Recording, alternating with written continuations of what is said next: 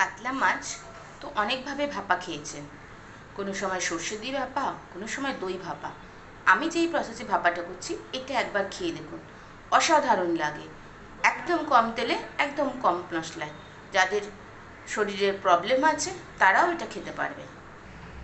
কড়াইটা আমি এখনও কিন্তু আগুন জ্বালাইনি, ঠিক আছে। প্রথমে আমি দিয়ে দিলাম বেশ খানিকটা সর্ষের তেল। মাছটা সর্ষের তেলে করবেন, তাহলে কিন্তু খুব ভালো লাগে খেতে। এবার এর মধ্যে দিয়ে দেবো আমি নুন। এবার আমি দিয়ে দেবো সামান্য হলুদ। এবার আমি দিয়ে দেবো জিরে গুঁড়ো।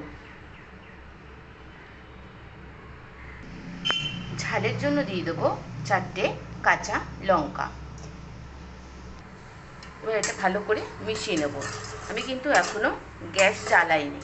এই প্রসেসটা কিন্তু গ্যাস না জ্বালিয়েই করতে হবে।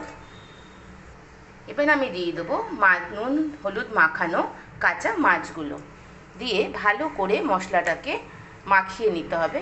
এই প্রসেসটা আমি হাত দিয়ে করছি, হাত দিয়ে খুব ভালো হয়। আপনারা যদি খুন্তি দিয়ে করতে চান তা করতে পারেন। এভাবে সুন্দর করে মাছগুলোকে, দেখো আমার মাছগুলোকে সুন্দর করে মশলা মাখানো হয়ে গেছে।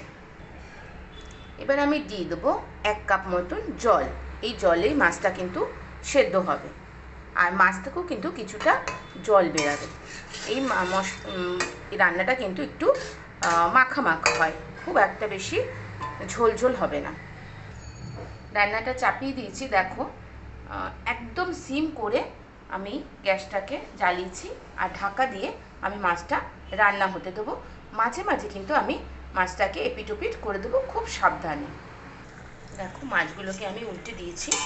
এবার আবার ঢেকে আবার দেখো আমার রান্নাটা পুরো কমপ্লিট হয়ে গেছে। আমি গ্যাসটা বন্ধ করে দিয়েছি। বন্ধ করে এবার 1 চামচ সর্ষের তেল আমি মাছের উপরে ছড়িয়ে দিলাম। দিয়ে এবার ঢাকা বন্ধ করে আমি 10 মিনিটের জন্য রেখে দেবো।